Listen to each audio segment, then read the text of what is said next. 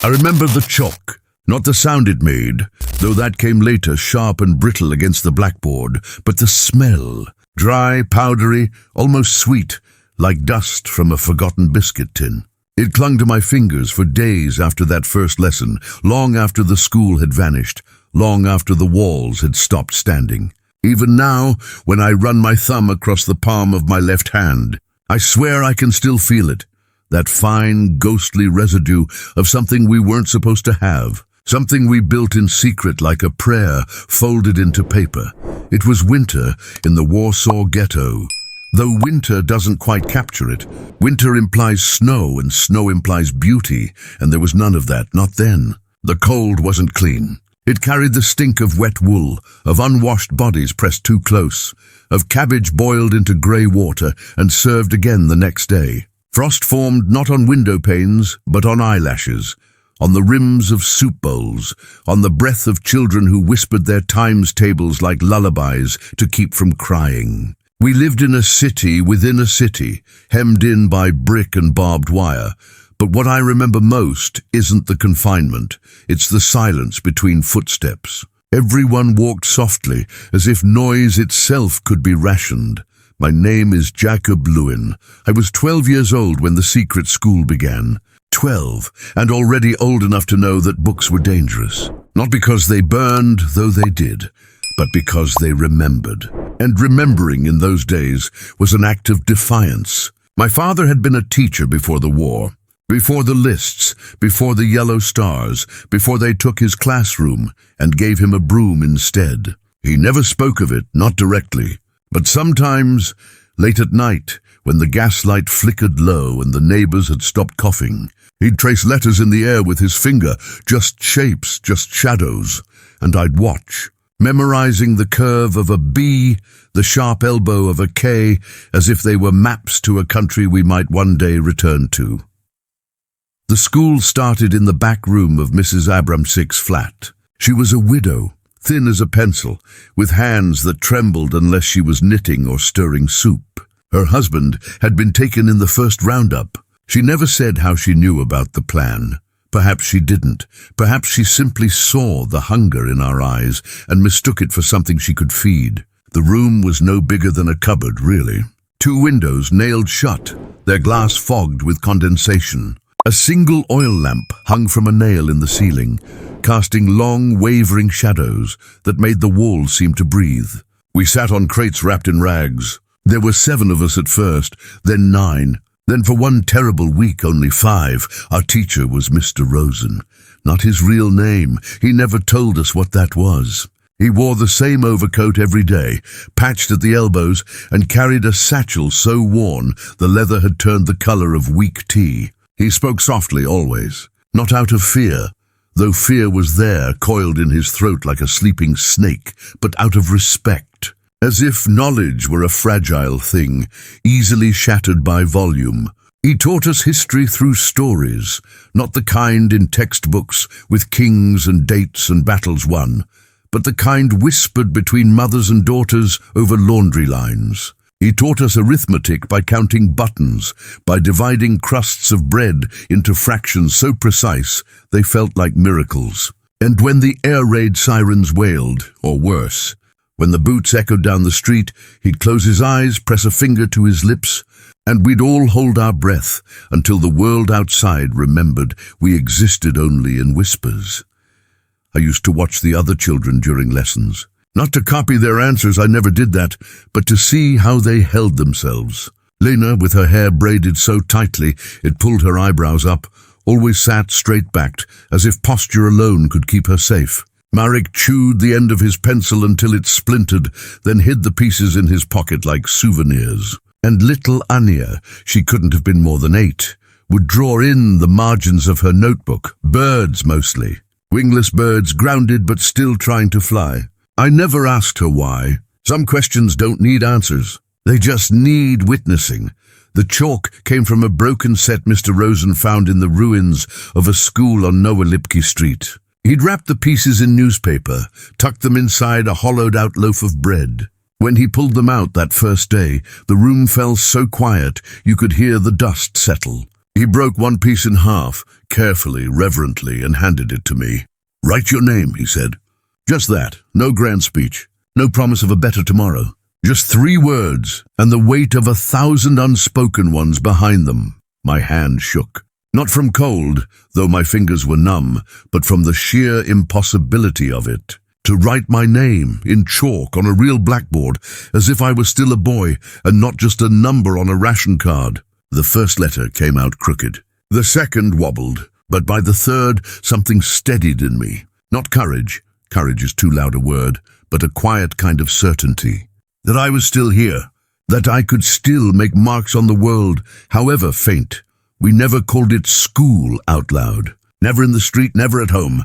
We called it the reading hour, or Mrs. Abramchick's sewing circle, or once, memorably, the button polishing club. Lies, all of them, but necessary ones, like the false wall behind the wardrobe that hid our books, or the hymn we hummed when patrols passed, our signal to freeze, to become furniture, to disappear into the grain of the floorboards. Survival, I learned, wasn't just about food or warmth. It was about preserving the parts of yourself that couldn't be stamped out. Your voice, your thoughts, the way you shaped a vowel when no one was listening. One afternoon, while Mr. Rosen was explaining how to calculate the area of a rectangle using floor tiles, a rat scurried across the room. Not unusual, rats were as common as lice, but this one stopped beneath Anya's crate and looked up at her, black eyes gleaming. She didn't scream. She just reached into her pocket, pulled out a crust smaller than her thumb, and dropped it gently to the floor. The rat took it and vanished into a crack in the skirting board. Mr. Rosen didn't interrupt his lesson. He just nodded, almost imperceptibly, and continued. Later, I asked him why he hadn't shooed it away. "Because," he said, "even rats have the right to learn they're not alone." Time didn't move in days or weeks inside that room. It moved in glances, in shared glances that said, "I see you," in the way Lena would pass me a pencil when mine snapped without a word. It moved in the rhythm of Mr. Rosen's voice, low, steady, like a heartbeat under snow. And it moved in the chalk dust that settled on our shoulders like ash, or maybe like blessings. I don't know how long the school lasted, not in calendar terms, but I know this. Every time I stepped through Mrs. Abramchick's door, I stepped into a different world, one where I wasn't hungry, where my shoes didn't pinch, where my name meant something more than a line on a list. It wasn't escape. Escape implies leaving. This was the opposite. This was staying stubbornly, fiercely human, and then one morning, the door didn't open. I stood there for 10 minutes, maybe more, shifting my weight from foot to foot, listening to the silence behind the wood. No cough, no clink of a spoon in a pot. Just the wind whistling through a crack in the bricks. I knocked again, softly the way we'd been taught, and when no one answered, I turned and walked away. I didn't run. Running drew attention, but my chest ached as if I'd been holding my breath for hours. I never saw Mrs. Abramchick again, or Mr. Rosen, or Anya with her wingless birds. But I kept the chalk. Not the whole piece, just a sliver no bigger than a fingernail. I wrapped it in wax paper and tucked it into the lining of my coat, where it stayed through the roundups, through the hunger, through the nights when I thought I'd forget my own name. And sometimes, when the world felt too heavy, I'd press it to my palm and remember, we built a school out of nothing. And for a little while in the heart of hell, we were still children. The chalk is gone now. Lost probably in one of the camps or during the march west. But the smell, that remains, dry, powdery, almost sweet, like hope if hope had a scent. Spring came to the ghetto like a rumor, tentative, disbelieved, then impossible to ignore. Not the kind of spring with blossoms and birdsong, but the kind that creeps in through cracks in the pavement, pushing up stubborn green shoots between cobblestones, slick with soot and spit. You could smell it before you saw it, a damp, earthy whisper beneath the stench of latrines and boiled turnips. It made the hunger sharper somehow, as if the world outside were waking up while we were being buried alive. I didn't go back to Mrs. Abramchick's flat. After that morning, the door stayed shut. None of us did. We'd been trained too well in silence, in reading the air like barometers. When a door didn't open, you didn't knock twice. You walked on. You pretended you'd never been there at all. But the absence of the school didn't leave a void. It left an echo. Every time I passed a blackboard in a shuttered shop window, every time I heard a child recite numbers under their breath on a queue for bread, I felt it, the ghost of that room, humming just beneath the skin of the street. For weeks, I carried my sliver of chalk like a talisman. I'd rub it between my fingers when I couldn't sleep, when the coughing from the next room sounded like it might never stop. My mother noticed, of course. She noticed everything, though she rarely spoke of it. One evening, as she mended a tear in my sleeve by candlelight, she said, "You're quieter than usual." Not a question, a statement soft as darning thread. I didn't answer. She didn't press. Instead, she reached into her sewing basket and pulled out a stub of pencil, real wood, not charcoal, wrapped in paper, and pressed it into my palm. "Write something," she whispered. "Even if no one reads it," so I did. Not in a notebook, those were too precious, but on the margins of ration slips, on the backs of old tram tickets, once on a scrap of wallpaper peeled from our crumbling wall. I wrote my name. I wrote sums. I wrote lines from poems Mr. Rosen had recited. "The earth is not a grave, but a cradle." I didn't know if they were true, but writing them made them feel possible. Then one afternoon in late March, I saw Lena. She was standing by the water pump on Lesno Street, her braid looser than I remembered, her coat hanging off her shoulders like a sack. She didn't see me at first. She was staring at her hands, turning them over as if searching for something she'd lost. When she finally looked up and our eyes met, she didn't smile. But she didn't look away either. She just nodded once and walked toward me. We didn't speak until we were 3 streets away, ducked into the shadow of a bombed-out bakery where the roof had caved in, but the oven still stood, cold and hollow as a rib cage. "Marek's gone," she said, just like that. No preamble, no tears, as if she were reporting the weather. "Taken last week, with his mother." I didn't ask how she knew. In the ghetto, news traveled through walls, through floorboards, through the way a neighbor suddenly stopped hanging laundry. "And Anya?" I asked, though I already knew the answer. Lena shook her head. A small, tight movement. "Her family. They tried to leave, through the sewers. They didn't make it." She paused, then added, almost too quietly to hear, "She drew a bird on my hand before they went. Said it would fly for her." We sat in silence for a long time. The wind whistled through the broken windows, carrying the distant clang of a trolley and the low murmur of Yiddish from a nearby courtyard. I thought of Anya's drawings, those grounded birds with eyes too large for their heads, wings folded like folded hands. I wondered if she'd drawn one before she left, if it was still there, somewhere in the dark.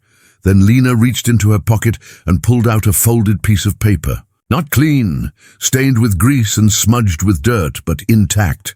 She handed it to me without a word. It was a page from a geography book, a map of Poland. Someone had traced the rivers in faint pencil, labeled the cities in a careful hand. At the bottom, in Mr. Rosen's unmistakable script, were the words, "Borders change. Memory does not. He gave this to me the last day," Lena said. "Said if I ever saw you, to give it to you." I traced the lines of the vistula with my thumb. It felt like touching a scar. "Where is he now?" She looked away. "I don't know. But he said, if the school can't be in one place, it must be in many."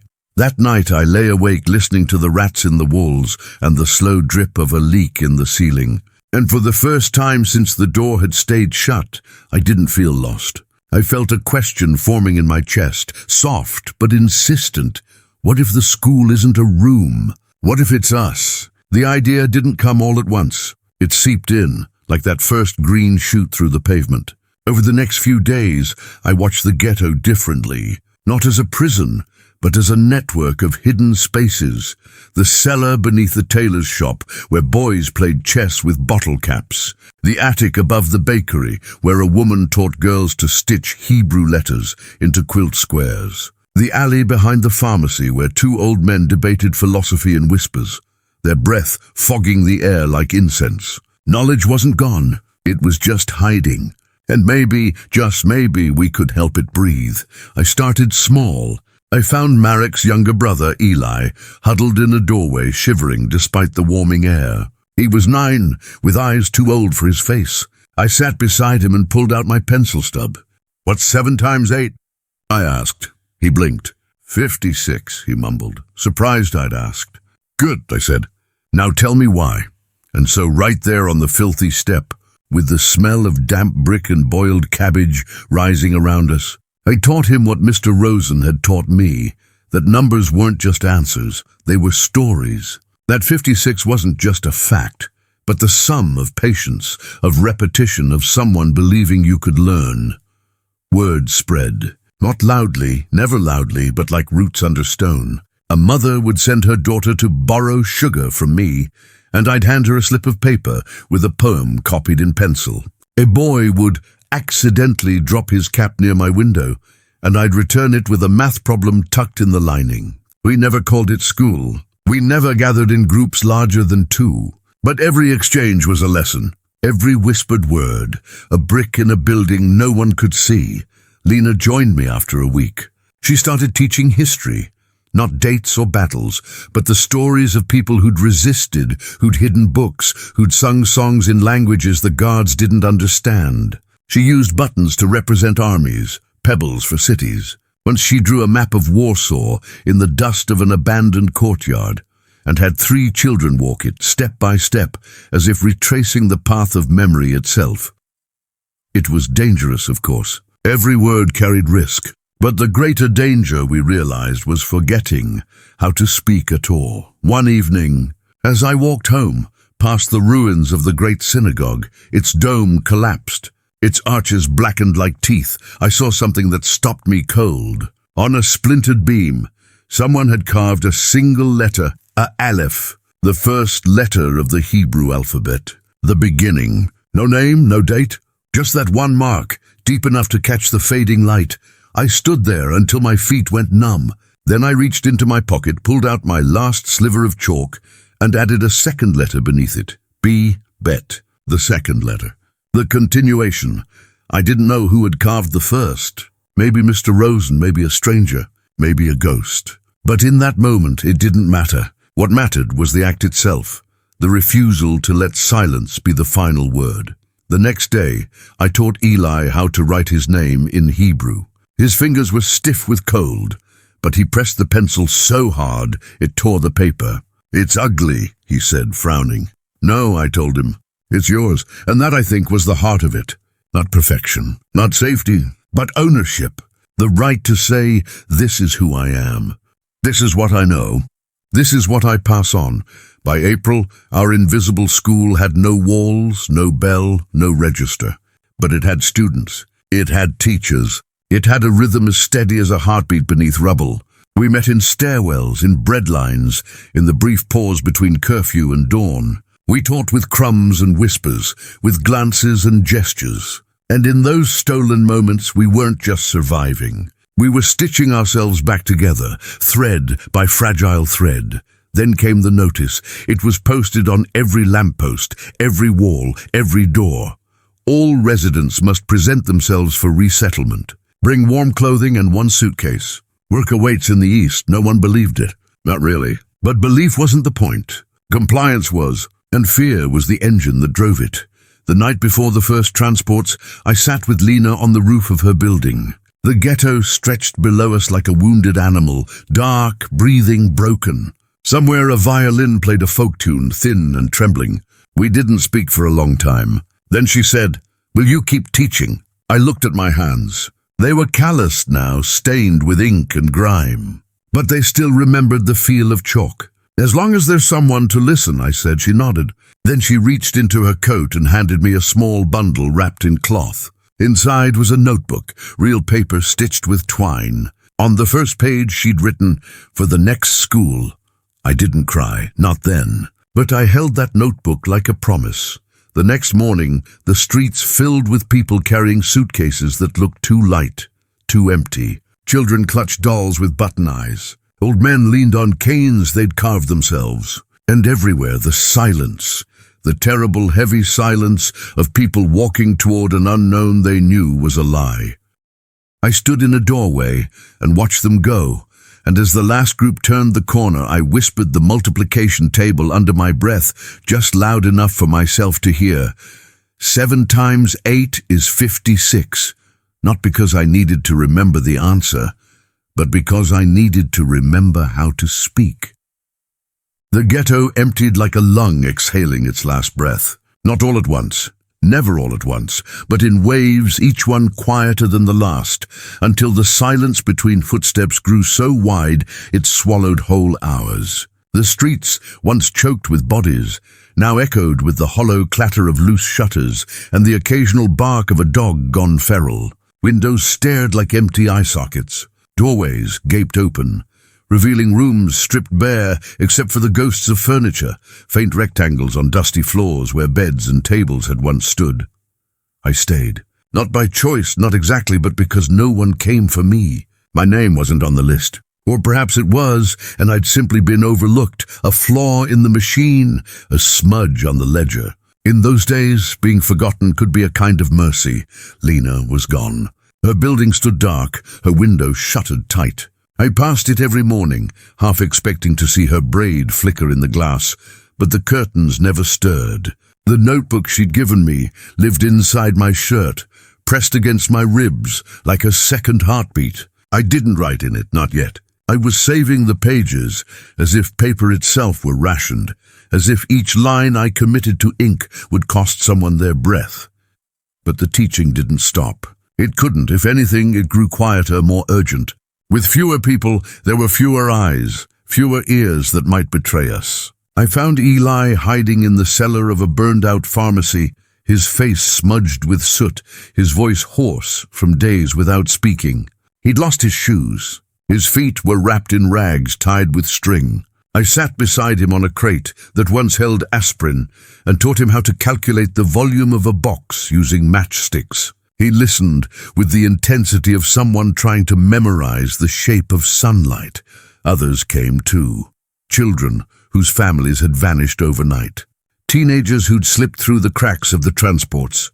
Old women who still remembered Talmudic verses by heart and whispered them like lullabies. We met in shifts, never more than 2 or 3 at a time, always moving, always listening for boots on the pavement. Our classroom was wherever we could find 4 walls and a moment of stillness.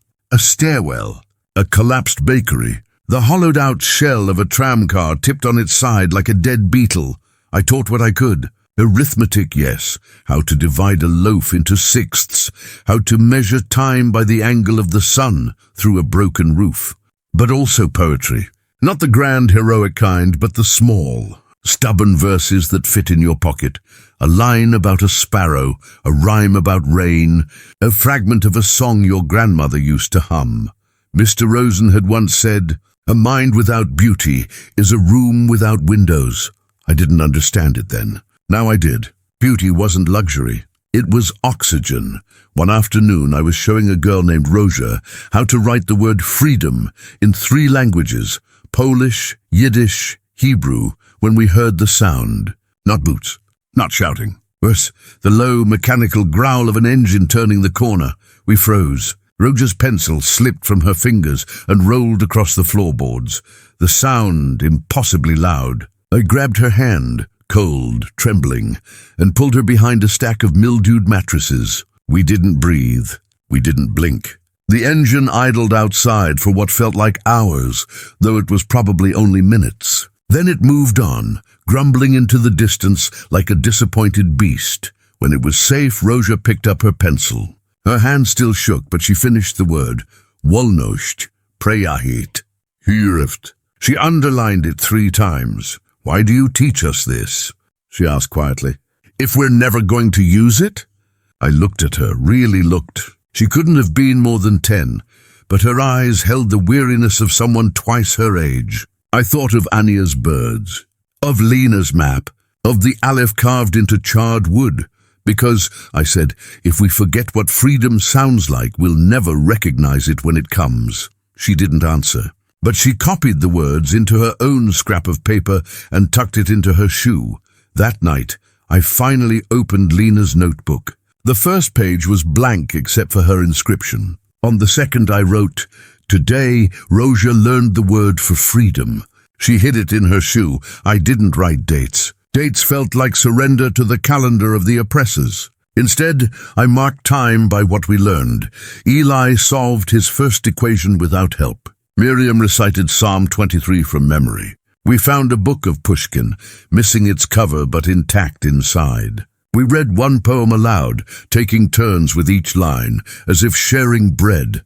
The book became our archive. Not of suffering, there was too much of that to record, but of resistance in its quietest form. The resistance of a child learning to spell their name, of a teenager memorizing the constellations through a hole in the roof, of an old man teaching us how to brew tea from dried beet leaves and call it royal blend. And then, one grey morning in early summer, I saw him, Mr. Rosen. He was walking down Miwa Street, shoulders hunched, cap pulled low, carrying a bundle wrapped in burlap. He looked older, thinner, his coat hanging off him like a scarecrow's, but it was him. The way he held his elbows close to his ribs, the slight limp in his left leg from an old injury. I nearly called out, but caught myself just in time. Instead, I followed at a distance, heart hammering against Lena's notebook in my chest. He turned into a narrow alley I'd never noticed before, between a tailor's shop and a boarded-up pharmacy. I waited a full minute before slipping in after him. The alley dead-ended at a rusted gate, half hidden by ivy. Beyond it, a courtyard, small, overgrown, with a single apple tree struggling to bloom. And there, in the shade of its sparse branches, sat 3 children on upturned buckets, heads bent over slates. Mr. Rosen was teaching. I didn't approach. I stood in the shadows just out of sight and watched. He wasn't using chalk. He was using charcoal from a cooking fire, sharpened to a point. He drew a circle on a slate. "This vein," he said, voice low but clear, "is the sun. And this line is the horizon. When the sun touches the line, it's time to go home." One of the children, a boy with a scar across his cheek, asked, "But what if home isn't there anymore?" Mr. Rosen didn't flinch. He just drew a second circle beside the first. "Then you build a new one, right here." He tapped the slate. "In your mind. Until your hands can catch up." I stayed until the lesson ended. Until the children slipped away one by one, their slates tucked under their arms like sacred texts. Only then did I step forward. He turned. His eyes widened just slightly, not with surprise, but with recognition, as if he'd been expecting me all along. "Jakub," he said. Not a question, a welcome. I couldn't speak. My throat was tight with everything I hadn't said in months. The names of the lost, the fear in the dark, the weight of carrying a school no one could see. He held out his hand, not for a handshake. In his palm lay a single piece of chalk, fresh, unbroken, impossibly white. "I saved it," he said. "For when I found you, I took it." It felt warm, as if it had been held close for a long time. We didn't talk about where he'd been, or who was gone, or what might come next. Instead, he led me to the apple tree and sat beside me on the damp earth. From his satchel, he pulled a tattered copy of Robinson Crusoe. "They burned the library," he said softly, "but someone hid this in a stovepipe. It survived." We read aloud together, taking turns with paragraphs, our voices weaving through the leaves like threads in a tapestry. The story of a man alone on an island, building a life from nothing. It felt like a mirror, like a map. After a while, he closed the book and looked at me. "You kept it going," he said. "I tried. You did more than try. You became the school." I shook my head. "It's not the same." "No," he agreed. "It's better, because now it can't be shut down. You can burn a building. You can lock a door. But you can't unteach a child who knows how to think." That evening, I returned to my room and wrote in Lena's notebook, "Found Mr. Rosen. The school has roots." The next day, I brought Eli to the courtyard. Then Rosia.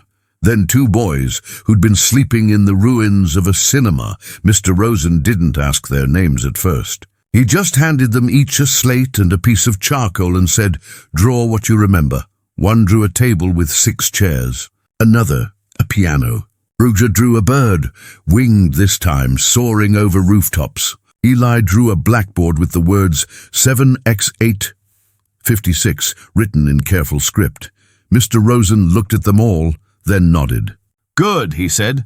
"Now we begin." And so, in that hidden courtyard, beneath a tree that bore no fruit but offered shade, the school returned. Not as it was, but as it needed to be. Smaller, simpler, more alive. We met every day that summer, rain or shine.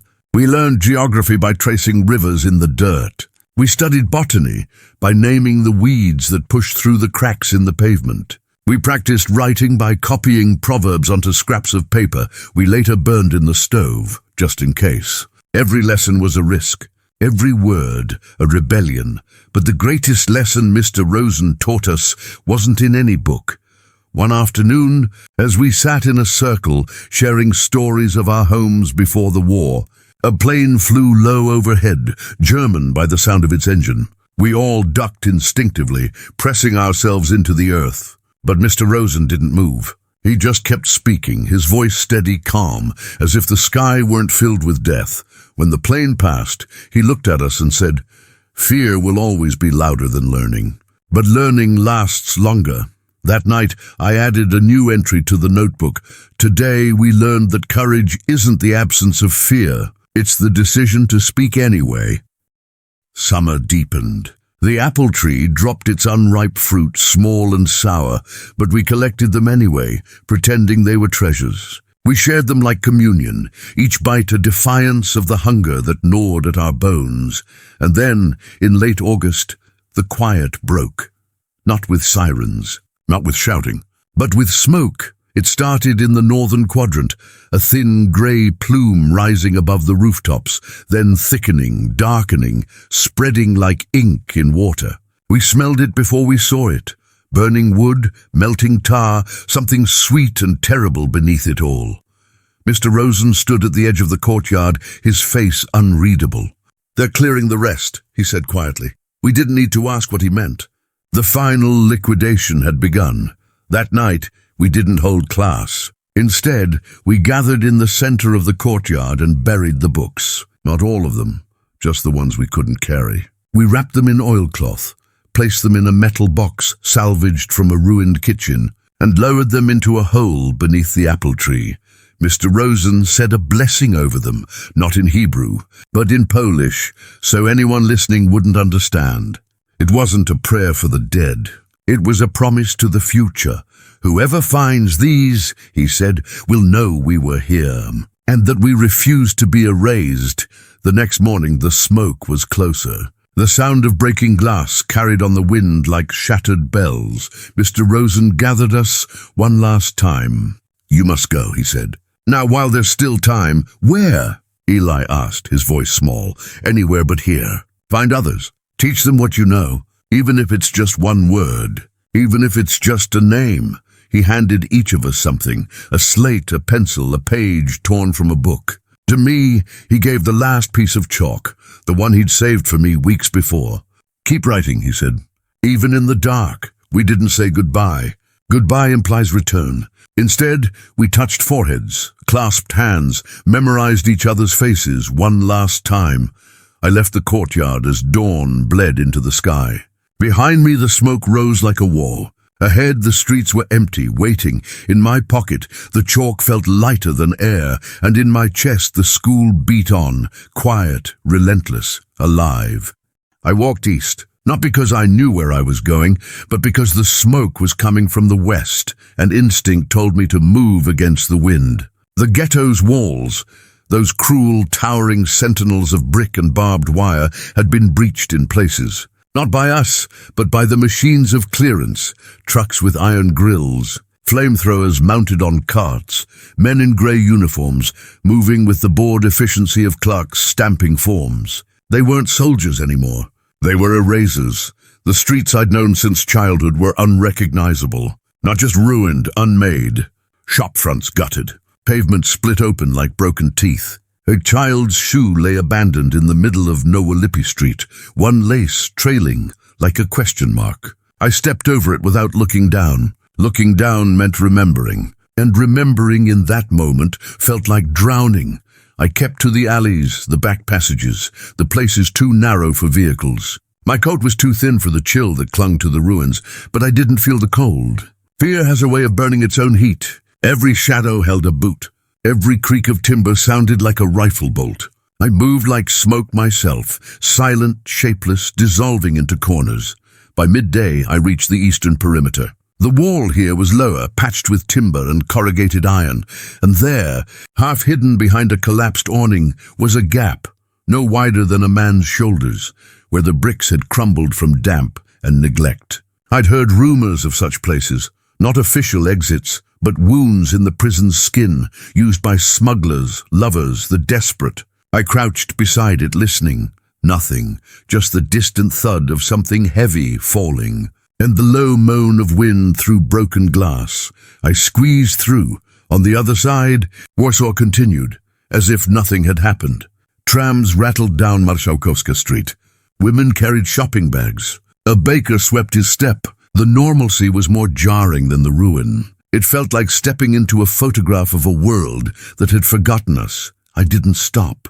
I walked for hours, head down, hands deep in my pockets, the chalk and Lena's notebook pressed against my ribs like twin talismans. I passed churches, parks, tram stops filled with people who didn't glance twice at a thin boy in a patched coat.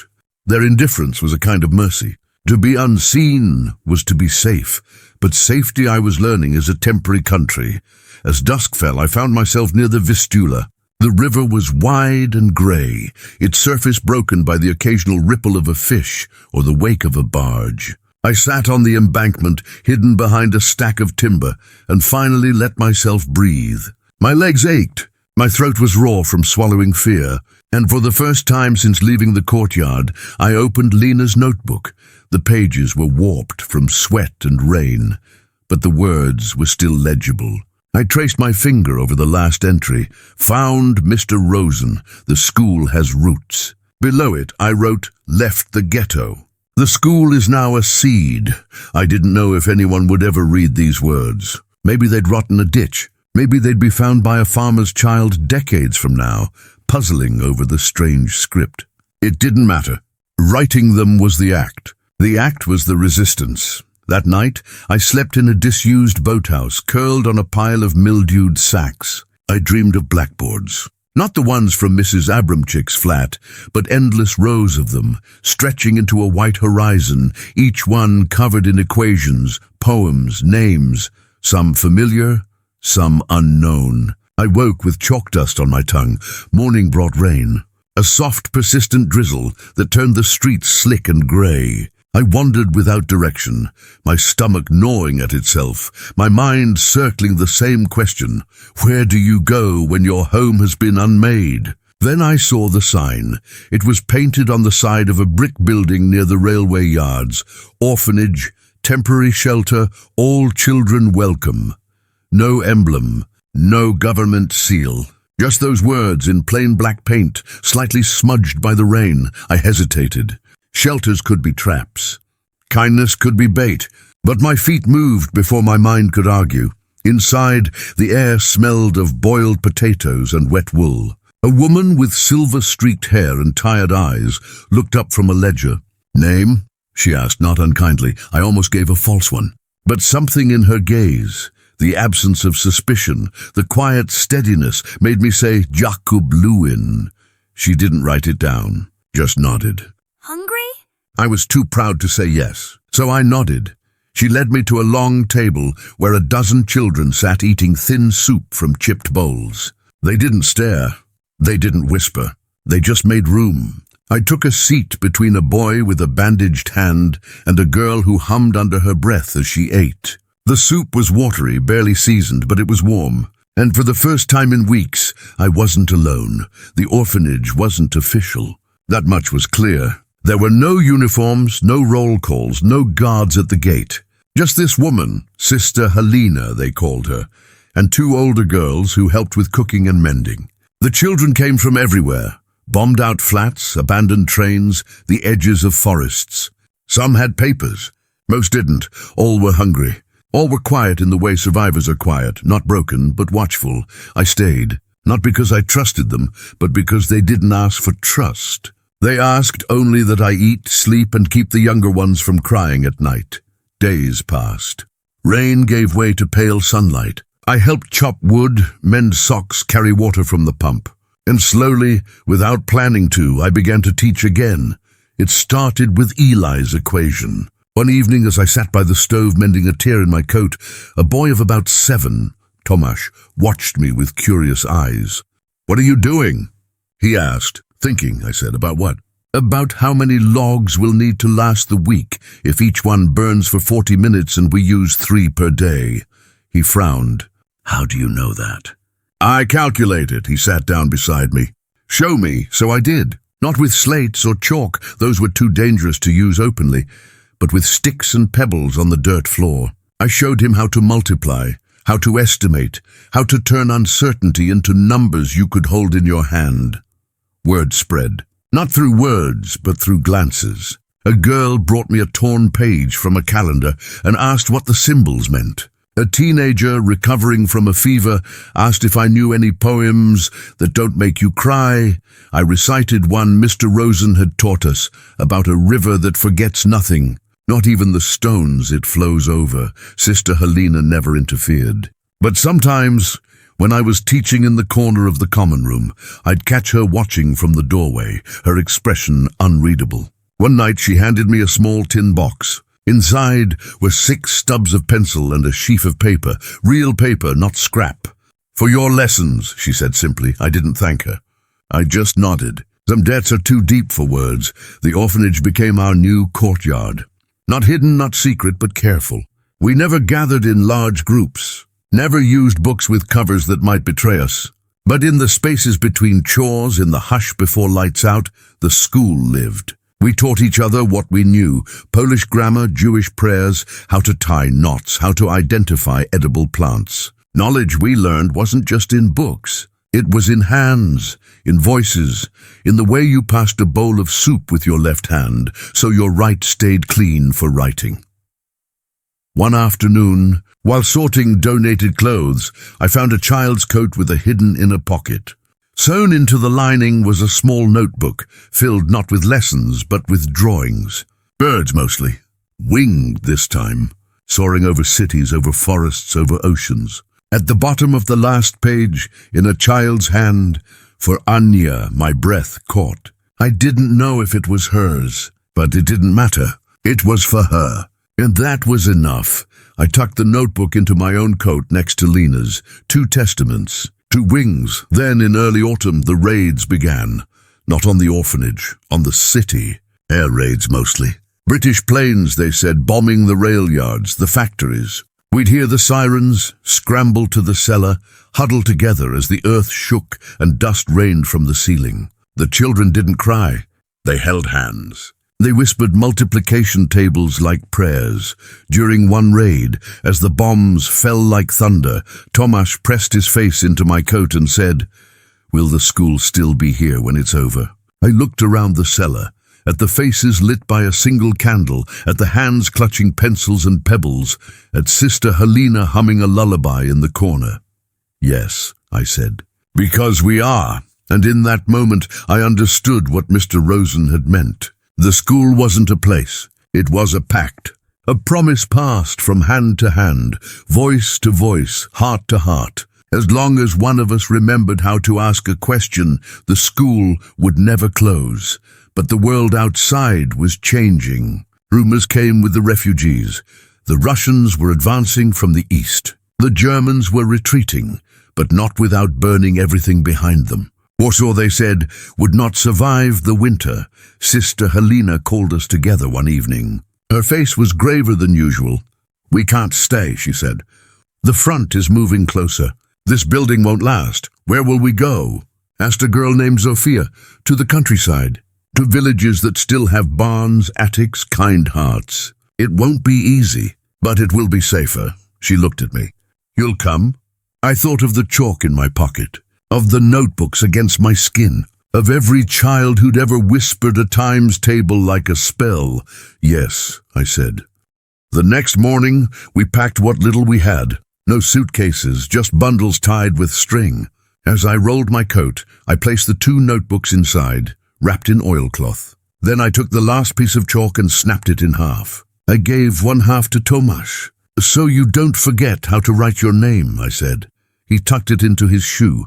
Next to the word for freedom, we left at dawn, a ragged line of children and caretakers slipping through the back alleys of a city holding its breath. Behind us, smoke rose from the industrial district. Ahead, the road stretched into mist. I didn't look back, but I carried the school with me, in my hands, in my voice, in the quiet certainty that as long as one child could ask why.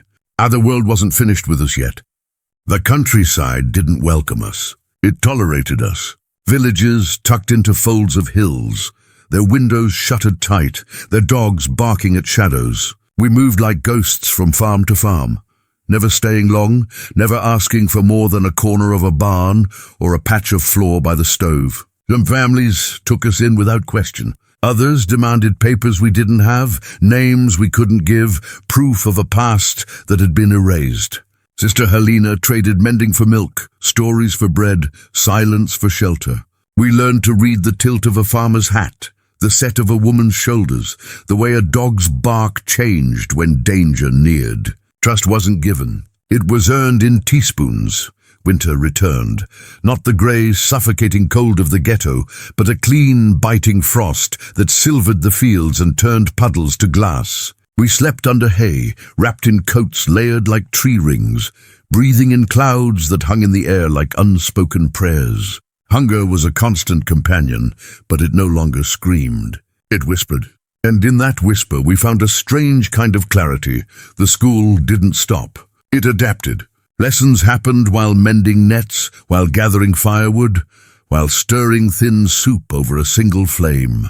I taught Tomasz geometry by tracing triangles in the frost on a barn door.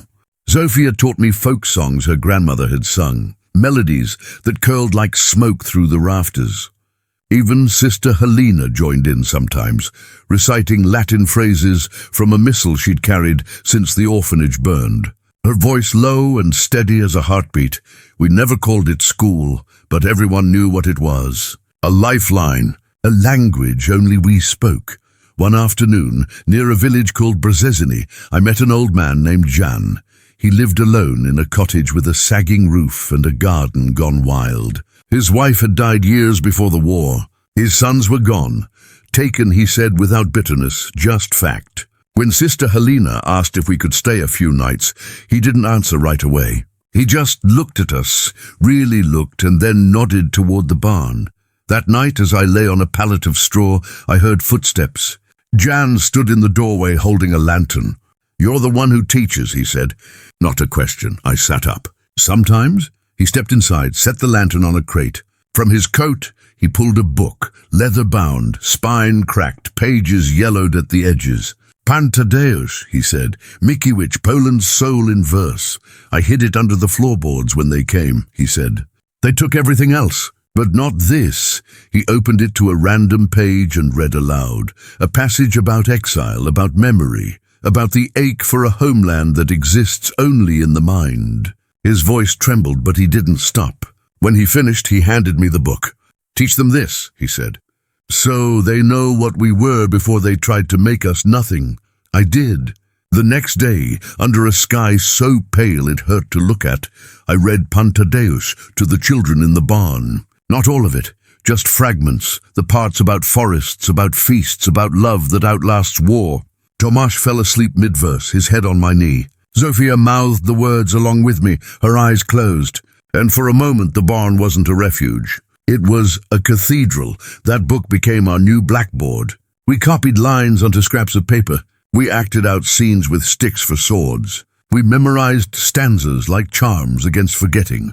Jan watched from the fence, arms crossed, face unreadable. But every evening he brought more wood for the stove. And once he left a jar of honey on the barn step, real honey, golden and thick, the kind that tastes like summer. Spring came again. Not as a rumor this time, but as a slow unfurling. Green shoots in the fields, birds returning to the eaves, the smell of wet earth after rain. And with it news, real news. The Russians had crossed the Vistula. Warsaw was in ruins, but the Germans were retreating. The war, they whispered, was ending. No one celebrated. Not yet. Hope was too dangerous to name aloud. But we began to speak of after, not as a dream, but as a destination. One evening, as we packed to move on, another village, another barn, Sister Helena handed me a letter. It came through the underground, she said. For you, my hand shook as I opened it. The paper was thin, the ink smudged, but the handwriting was unmistakable. Jakub, if this reaches you, know that I am alive. Not whole, but alive. I am in Lublin helping to rebuild what they tried to burn. There are children here who have forgotten their own names. They need teachers. They need you. Come when you can. Bring your chalk.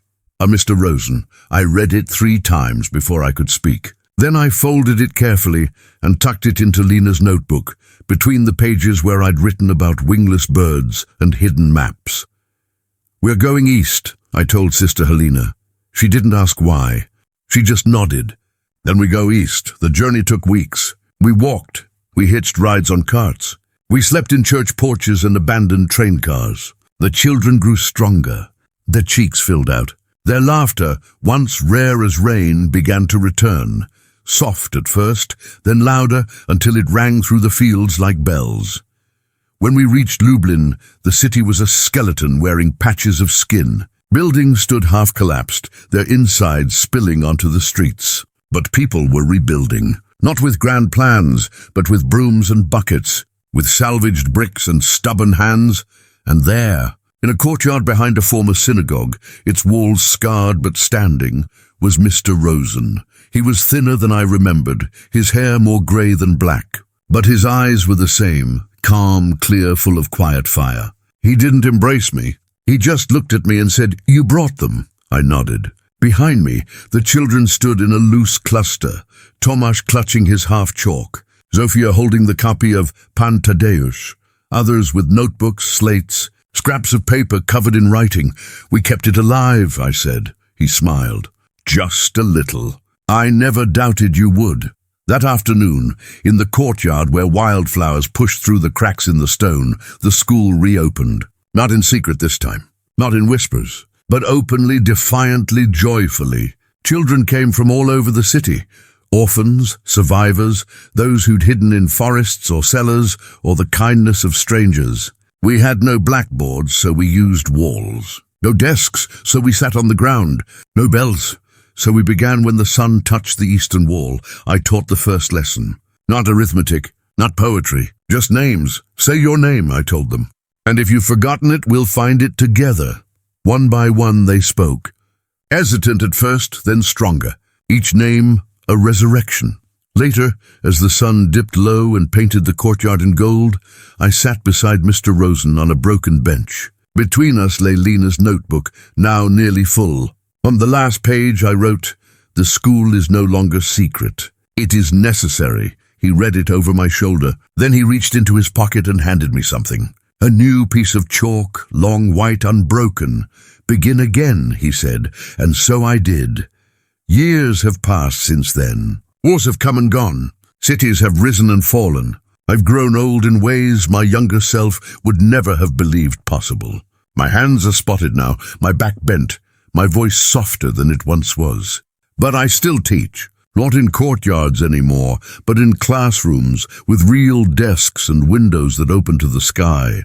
And every September, on the first day of term, I bring a piece of chalk to each new student, not as a tool, but as a promise, because the secret school never really ended. It just changed shape. It lives in every child who asks a question no one wants answered. In every voice that dares to say, "I remember." In every act of passing on what was almost lost. Sometimes, on quiet evenings, I walk to the edge of the city and look toward Warsaw. The ghetto is gone, replaced by wide avenues and modern flats. But if you know where to look, you can still find the apple tree.